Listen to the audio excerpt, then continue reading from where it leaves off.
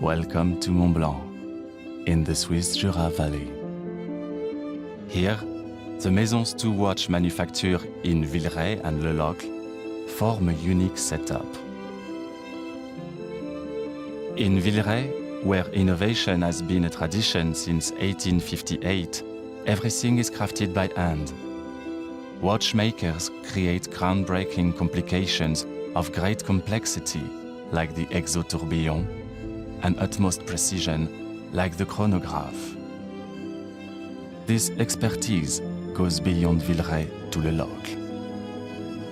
Here, state-of-the-art technology and traditional handcrafting are combined. New cases, dials, and hands are constructed and assembled. Before every single watch goes through one final test, running for precisely 500 hours. Only then is a Mont Blanc timepiece ready to leave the Jura Valley, made with the combined expertise of two manufacturers that complement each other like parts of an elaborate movement.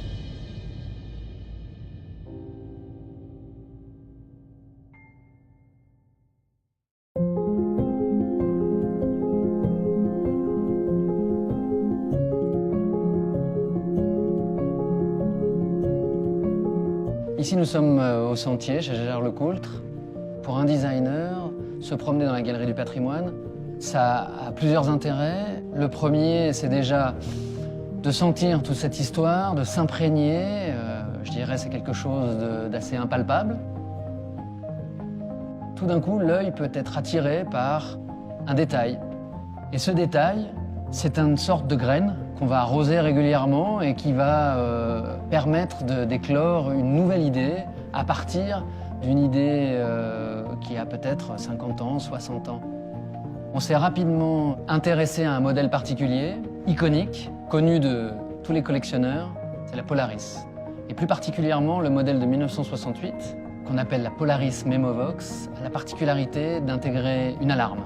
Et cette alarme permettait de rappeler au plongeur qu'il était temps de remonter à la surface. Il nous semblait important de conserver son design, mais de le faire évoluer, de manière à ce que cette montre soit plus moderne.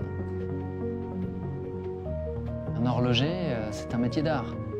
On ne sépare pas l'esthétique de la technique. C'est cette culture qu'on essaye d'appliquer dans le développement de toutes nos montres.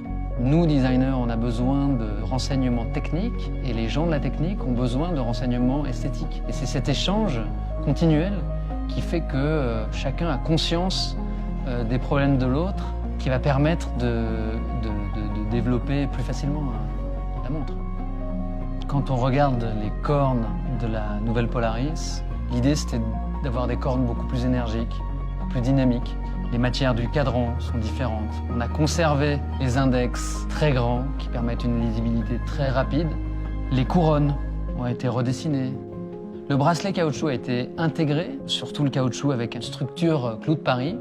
Le fond aussi, le fond de la montre a été retravaillé. Aujourd'hui, on a une gravure qui rappelle les gravures qu'il y avait dans les Memovox originales, mais ces gravures-là, elles étaient à l'intérieur. Ça, c'est un petit clin d'œil à la Memovox originale. Qu'elle était aussi pleine d'atouts pour construire une collection entière.